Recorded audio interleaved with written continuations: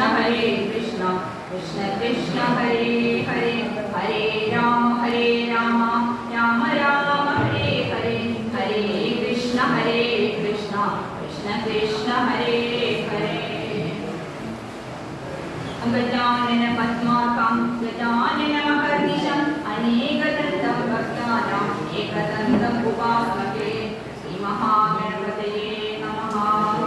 सदाशिवसमारम्भं शङ्कराचार्यमध्यमाम् अस्मदाचार्यपर्यन्तां वन्दे गुरुपरम्पराम्। पीताम्बरं करविराजितशङ्खचक्रकौमोदकी सरसिजं करुणासमुद्रं यादासहायमतिसुन्दरमन्दहासं पादालयेशमनिशं भावयामि। गुरुवायूरप्पाशरणं गुरुवायूरप्पाशरणं कदामयि भागवतामितानं हरे कनिन्दे कथितस्त्वदीये यदामदित्वल्पनितोषकामं सौम्ये प्रसीदां समाबुदेशाम्। शिवं शिवकरं शान्तं शिवात्मानं शिवोत्तमं शिवमार्गप्रणेतारं नतोऽस्मि सदा शिवाय नमः शिवाय शिवाय योऽन्तःप्रविश्य मम वादिनीमां प्रसुप्तां सञ्जीवयत्यखिलशक्तिधरस्वदाम्ना अन्यासहस्रकरणश्रवणत्वकात् प्राणा नमो भगवते पुरुषाय तुभ्यं प्राणा नमो भगवते हृदयानन्दं भृगुवंशं तवस्मिनं क्षत्रियाणामन्दकं पूर्णं रामलक्ष्म्यं नमाम्यहम्।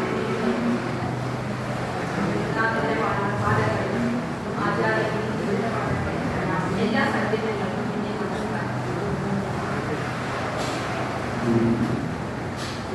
നവമസ്കന്ധത്തിലെ പരശുരാമ ചരിത്രമാണ് ഇന്നിവിടെ സ്മരിക്കാനുള്ളത്. പരശുരാമൻ എന്ന് കേൾക്കുമ്പോൾ നമ്മൾക്ക് ആദ്യമേ മനസ്സിൽ വരുന്നത് മഴുകൊക്കെ നീങ്ങി നിൽക്കുന്ന ഒരു കലാപണിയുടെ രൂപമാണ്. പക്ഷേ പരശുരാമൻ ഭഗവാൻ വിഷ്ണുവിന്റെ തന്നെ അവതാരമാണ്. ദശാവതാരത്തിൽ 6ാമത്തെ അവതാരമാണ് പരശുരാമൻ. ത്രേതായുഗത്തിലായിരുന്നു ജനനം. ഈ വൈശാഖ മാസത്തിലെ അക്ഷയതൃതീയ ഈ മാസത്തെ അക്ഷയതൃതീയയിലാണ് അദ്ദേഹത്തിന്റെ ജനനം. അന്ന് പരശുരാമ ജയന്തിയായിട്ടും ആഘോഷിക്കുന്നുണ്ട്. ദ്വാപര യുഗത്തിൽ ഭീഷ്മർക്കും ദ്രോണർക്കും പിന്നീട് കർണന്റെ ഗുരുവായി ആയോധന കല അഭ്യസിപ്പിച്ചിട്ടുണ്ട്. ഈ മഹാവിഷ്ണുവിന്റെ അടുത്ത 8ാമത്തെ അവതാരമായ കൽക്കിയുടെ ഗുരുവും ഇദ്ദേഹമാണെന്ന് പുരാണങ്ങളിലൊക്കെ സൂചിപ്പിക്കുന്നുണ്ട്. ഈ നമ്മൾ ഈ ഗുരുവായൂർ എന്തുകൊണ്ടാണ് ഇങ്ങനെ ഒരു അയാൾക്കങ്ങ് രൂപമെടുത്തതെന്ന് അറിയാനായിട്ട് ഈ പരശുരാമ ചരിതം നമുക്ക് അനുസ്മരിക്കേണ്ടതുണ്ട്. ശ്രീ ശുഗബ്രഹ്മയ്ക്ക് പരീക്ഷത്തിനോട് പറഞ്ഞു കൊടുക്കുന്നതാണ് സന്ദർഭം. നവമസ്കന്ധത്തിലെ 15, 16 അധ്യായങ്ങളിലൂടെയാണ് ഈ പരശുരാമ ചരിതം വർണ്ണിക്കുന്നത്. കുരുരവംശത്തിന്റെ വംശപരമ്പരയിൽപ്പെട്ട ഒരു രാജാവായിരുന്നു ഗാധി. ഗാധിക്ക് സുന്ദരിയായ ഒരു പുത്രി ഉണ്ടായിരുന്നു, സത്യവതി. ആ കന്യകയെ വിദീകൻ എന്നൊരു രാമൻ വിവാഹം കഴിച്ചു തരണമെന്ന് ആവശ്യപ്പെട്ടു.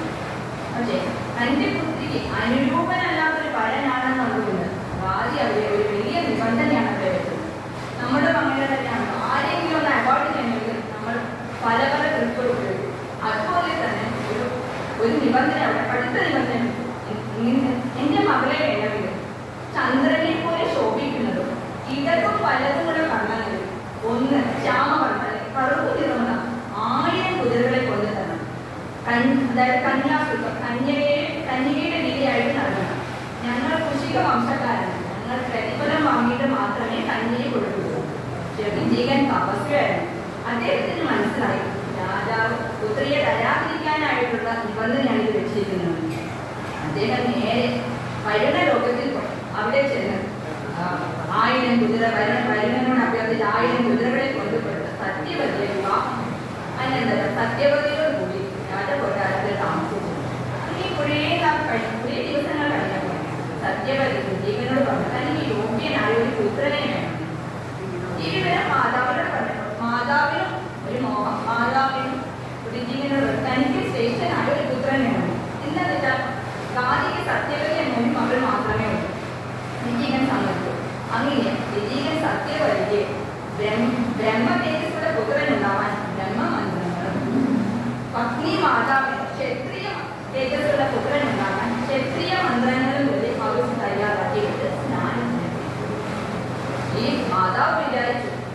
സത്യവതിയുടെ അമ്മ വിചാരിച്ചു വിജയൻ തയ്യാറാക്കി പത്നിക്ക് വേണ്ടി തയ്യാറാക്കി വെച്ചിരിക്കുന്ന ഹവിസ് എന്ന് പറഞ്ഞാൽ അത് വളരെ ശ്രേഷ്ഠമായിരിക്കും. അതുകൊണ്ട് കുട്ടിയോട് പറഞ്ഞു എനിക്ക് ഉണ്ടാക്കി വെച്ചിരിക്കുന്ന ഹവിസ് നീ ഭക്ഷിക്കൂ, നിന്റെ ഞാൻ ഭക്ഷിച്ചോളാം. സത്യവതി അത് സമ്മതിക്കുകയും ചെയ്തു. ഈ മാതാവിന് ഇതിനെ കുറിച്ചുമുണ്ട്, അതുകൊണ്ടാണ് അങ്ങനെ പറഞ്ഞത്. മുന്നിൽ സ്നാനം കഴിഞ്ഞ് വരുന്നതിന് മുൻപ് ഇവ ഇത് രണ്ടും ഭക്ഷിച്ചു. സ്നാനാനന്തരം വന്ന മുനി ജ്ഞാനദൃഷ്ടിയ കാര്യങ്ങളൊക്കെ മനസ്സിലാക്കി സത്യവതിയോട് പറഞ്ഞു, ഈ ചെയ്തത് വളരെ വളരെ കഷ്ടമായ ഒരു പ്രവൃത്തിയായിരുന്നു. ഞാൻ നിനക്ക് ബ്രഹ്മജ്ഞാനിയായുള്ള പുത്രനും നിന്റെ മാതാവിന് ക്ഷത്രിയ വീര്യനുള്ള പുത്രനും ഉണ്ടാകാനായിട്ടാണ് ഹവിസ് തയ്യാറാക്കി വെച്ചിരുന്നത്. ഇപ്പോൾ നിനക്ക് ക്രൂരനായ ഒരു ക്ഷത്രിയ പുത്രനും നിന്റെ മാതാവിന് ബ്രഹ്മജ്ഞാനിയായ ഒരു മുനിയും ചെന്നു. ഇത് കേട്ടപ്പോൾ സത്യവതി ആകെപ്പാടെ വിഷമമായി. സത്യവതി തന്റെ തെറ്റിന് ക്ഷമിക്കണമെന്ന് മുനിയോട് അപേക്ഷിച്ചു. തനിക്ക് ക്ഷത്രിയ കുമാരൻ ഉണ്ടാകരുതെന്നും അതിനുവേണ്ടി അത് മാറ്റിത്തരണമെന്നും കൃപ തോന്നിയ ഇനി എന്ത് ചെയ്തു? ഒരു തലമുറ അങ്ങോട്ട് മാറ്റിക്കൊടുത്തു. പറഞ്ഞു, നിന്റെ പുത്രൻ ബ്രഹ്മ സ്വഭാവിയായി, പക്ഷെ നിന്റെ പൗത്രൻ ക്രൂരനായ ഒരു ക്ഷത്രിയനായിരിക്കും. നിന്റെ മാതാവിന് നിന്റെ മാതാവിന് ബ്രഹ്മജ്ഞാന പുത്രനുമാണ്. അങ്ങനെ സത്യവതിക്ക് ജമദഗ്നി എന്ന പുത്രനും ഗാദിക്ക് വിശ്വാമിത്രൻ എന്നൊരു വിഷയമുണ്ടായി. അനന്തരം സത്യവതി ലോകങ്ങളെ ശുദ്ധീകരിക്കുകയും കൗശികി എന്ന പുണ്യകഥയായി തീരുകയും ചെയ്തു. ഇവിടെ ജമദഗ്നിയുടെ ഇക്ഷാകുല വംശത്തിൽ പറഞ്ഞ രേണുവിന്റെ പുത്രിയായി രേണുവിയെ വിവാഹം ചെയ്തു.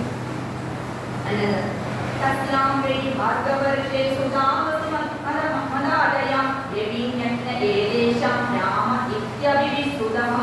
ജമദഗ്നിക്ക് രേണുവിൽ 5 പുത്രന്മാരുണ്ടായി. അതിൽ അവസാനത്തെ പുത്രനായിരുന്നു രാമൻ എന്ന പ്രസിദ്ധനാണ്. ഹൈഹയ വംശത്തിൽ ചേർന്ന രാജാക്കന്മാരെ നശിപ്പിക്കുന്നതിനായിരുന്നു ഭഗവാൻ വിഷ്ണുവിന്റെ അവതാരമായ രാമൻ അവതരിച്ചത്. ഈ അവതാരത്തെ ആവേശ അവതാരം എന്ന് പറയാറുണ്ട്. അതായത് ചില സമയം ഭഗവാൻ ഇതിൽ ആവേശിക്കുമെന്നാണ് പറയുന്നത്, ആവേശ അവതാരം എന്ന് പറയുന്നത്. അക്കാലത്ത് ക്ഷത്രിയന്മാരെല്ലാം വളരെ അഹങ്കാരികളായിരുന്നു. അവരെ നിഗ്രഹിക്കുവാനായിട്ട് അവതാരം എടുത്തതാണ് ഭഗവാൻ പരശുരാമൻ. ശരിയായ പേര് ഭാർഗവരാമൻ. ഭൃഗുവംശത്തിൽ ജനിച്ചത് കൊണ്ടാണ് ഭാർഗവരാമൻ എന്ന പേരുണ്ട്. മഹാദേവന്റെ കയ്യിൽ നിന്ന് ശസ്ത്രവിദ്യകളൊക്കെ പഠിച്ചു വന്നപ്പോൾ മഹാദേവൻ അദ്ദേഹത്തെ സംഗീതനായി വെൺമഴു പരശു എന്നൊരായുധം കൊടുത്തു. അങ്ങനെ പരശുരാമൻ എന്ന പേരുണ്ട്. എപ്പോഴും ഈ പരശു അദ്ദേഹത്തിന്റെ കയ്യിൽ തന്നെ ഉണ്ടാവും.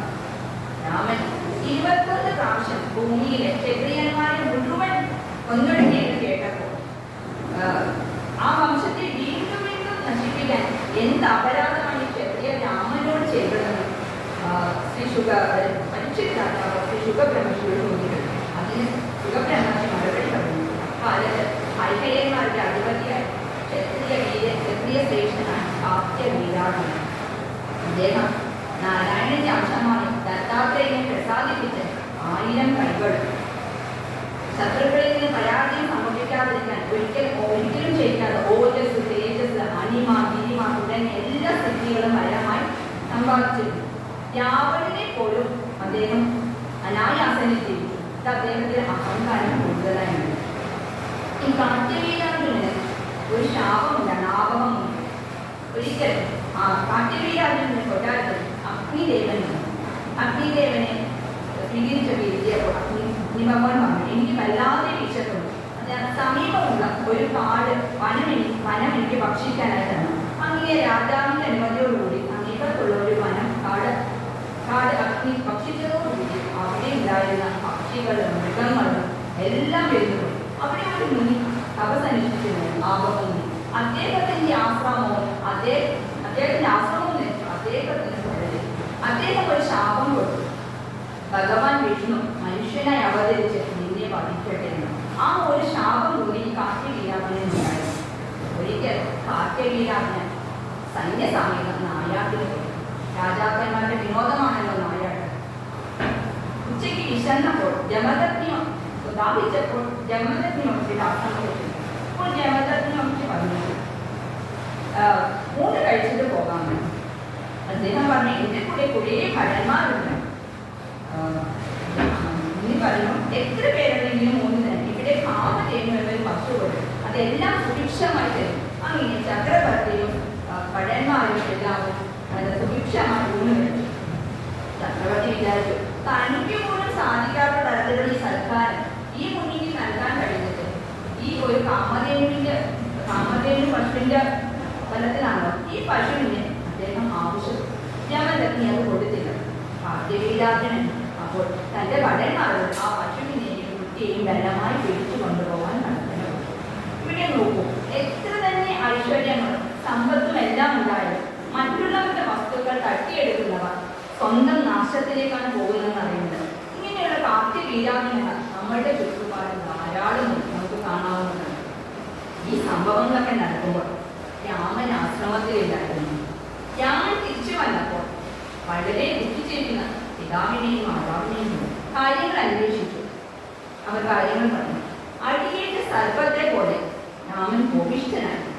ഘോരമാതായ പരശും സദൂനാം ചർമ്മകാമുകം അൻവലാവത ദുർദർശോ മുഖേന്ദ്ര ഇവയൂഢപമ്യം.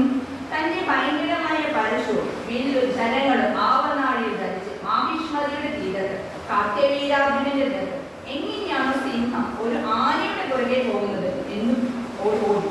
രാമൻ പുറകെ വരുന്നത് കണ്ടപ്പോൾ കാർത്തികീരാജൻ തന്റെ 17 അക്ഷൗഹിണി സൈന്യത്തെ അയച്ചു.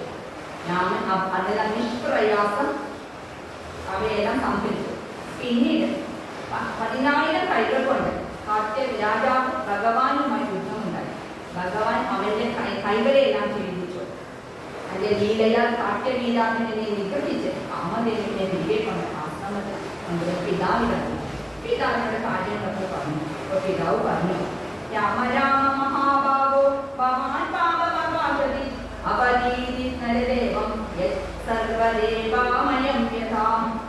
നീ വലിയൊരു പാപമാണ് ചെയ്തത്. സർവദേവതാ സ്വരൂപമായ രാജാവിനെയാണ് നീ നിഗ്രഹിച്ചിരിക്കുന്നത്. ബ്രാഹ്മണർക്ക് ക്ഷമയാണ് ഭൂഷണം. ക്ഷമയാണ് ബ്രാഹ്മണ തേജസ് വർദ്ധിപ്പിക്കുന്നത്. വിഷ്ണു ഭഗവാൻ പോലും ബ്രാഹ്മണനെ ആരാധിക്കുന്നത് എന്തുകൊണ്ടാണ്? ക്ഷമയും തിരിച്ചയും ഉള്ളത് കൊണ്ടാണ്.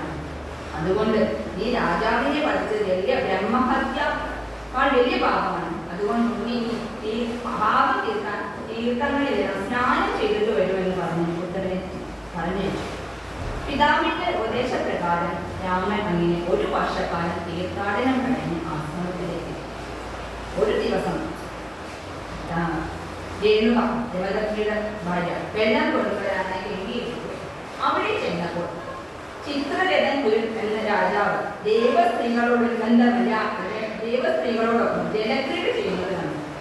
അവിടെ കുറച്ചു നേരം ഇങ്ങനെ നോക്കി നിന്ന് രസിച്ചു. അപ്പോൾ അവിടെ അതായത് ഈ രേണുക ഗംഗയിൽ നിന്ന് ജലം കൊണ്ടുവന്നതിന് ശേഷം പൂജയും ഹോമവും ഒക്കെ ജമദഗ്നിക്ക് ചെയ്യാനുള്ളതാണ്. അന്ന് അതിനുള്ള സമയം കഴിഞ്ഞു.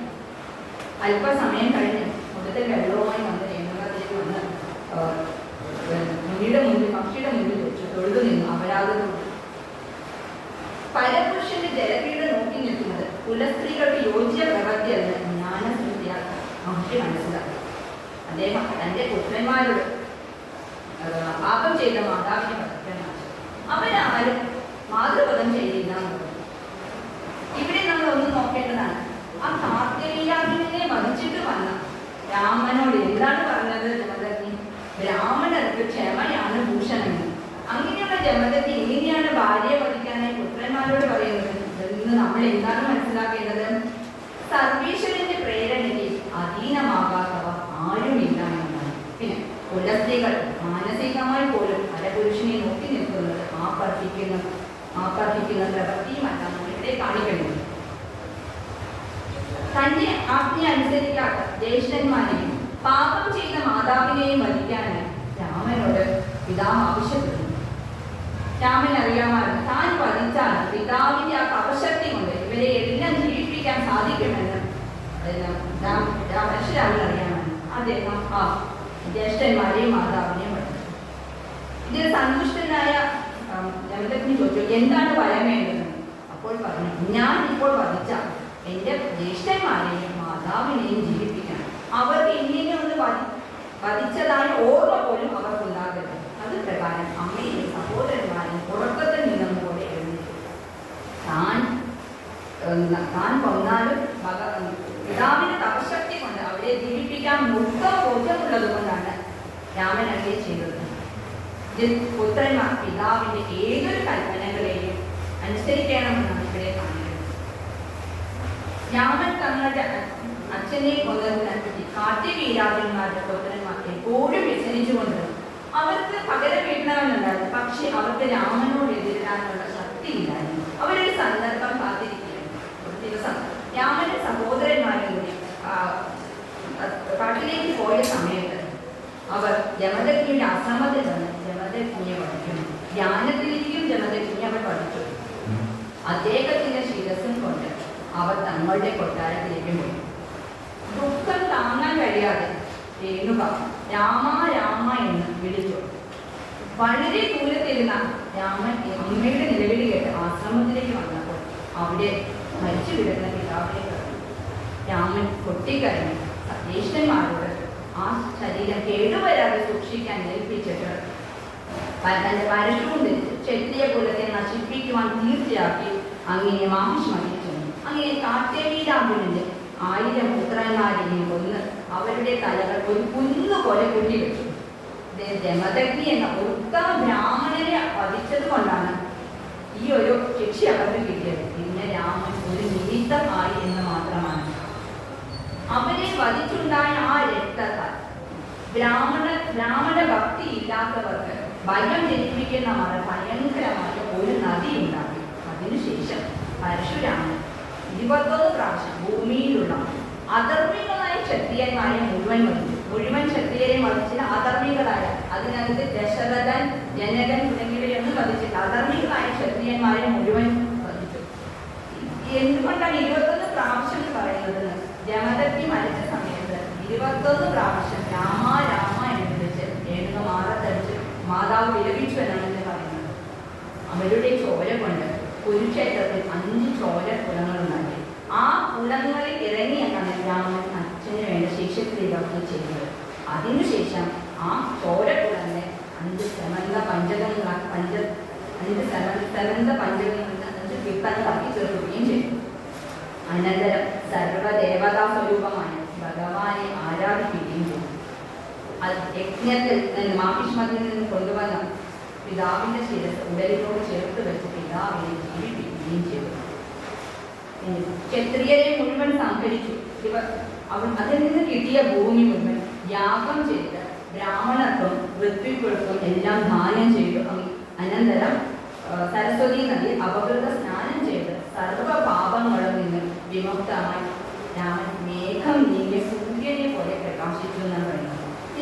രാമൻ ജീവിപ്പിച്ച ജമദഗ്നി ഈ 7ാമത്തെ മന്വന്തരത്തിൽ സപ്തർഷികളിൽ ഒരാളായിരുന്നു. മറ്റുള്ള സപ്തർഷികൾ കശ്യപൻ, അത്രി, വസിഷ്ഠൻ, വിശ്വാമിത്രൻ, ഗൗതമൻ, ഭരദ്വാജനാണ് മറ്റുള്ളവർ. ഇതിൽ ജമദഗ്നിയും ഈ 7ാമത്തെ മന്വന്തരത്തിൽ സപ്തർഷികളിൽ ഒരാളായിരുന്നു. രാമദഗ്നോ വി ഭഗവാൻ രാമ കമലലോചന ആഗാമിന്യന്തരേ രാജൻ പട്ടരിഷ്യനി വൈ ബൃഹത്. ശ്രീ ശുഖബ്രഹ്മർഷി പരീക്ഷിതരോട് പറയുന്നു, താമരതളം പോലെ മനോഹരമായ നേത്രത്തോട് കൂടിയവനും ഭഗവാന്റെ അവതാരവുമായ രാമൻ വരുന്ന മന്വന്തരത്തിൽ, അതായത് 8ാമത്തെ മന്വന്തരത്തിൽ വേദപ്രവർത്തകനായി തീർന്ന സപ്തർഷികളിൽ ഒരുവനായി തീരുമെന്ന് പറഞ്ഞു. എല്ലാ ഭൂമിയും ദാനം ചെയ്തതിനു ശേഷം തപസ്സിനെ തെക്കോട്ട് യാത്ര. അപ്പോൾ വരുണ ഭഗവാനോട് തനിക്ക് തപസ്സിനെ കുറച്ച് ഭൂമി വേണമെന്നാണ് ഇഷ്ടം പോലെ എടുത്തോളാൻ പറഞ്ഞു. അദ്ദേഹം പരശു കയറിന് ആ സമുദ്രം കുറച്ച് പുറകോട്ട് മാറിയാണ് കേരളം ഉണ്ടായതെന്നാണ് കേരളീയ ഐതിഹ്യത്തിൽ പറയുന്നത്. ഇങ്ങനെ പരശുരാമൻ 108 ശിവാലയങ്ങളും 108 ദുർഗാലയങ്ങളും 100 കണക്കിന് ക്ഷേത്രങ്ങൾ കേരളത്തിൽ ഇന്ത്യയിലും എല്ലാം പണി കഴിപ്പിച്ചു എന്ന് പറയുന്നു. അതിനുശേഷം ഇപ്പോഴും മഹേന്ദ്ര പർവ്വതത്തിൽ പരമശാന്തനായി പരശുരാമൻ ഭഗവാനെ വർദ്ധിക്കുന്നു. സിദ്ധന്മാർ, ഗന്ധർവന്മാർ, ചാരണന്മാർ മുതലായവർ രാമചരിതത്തെ കീർത്തിക്കുകയും ചെയ്യുന്നു.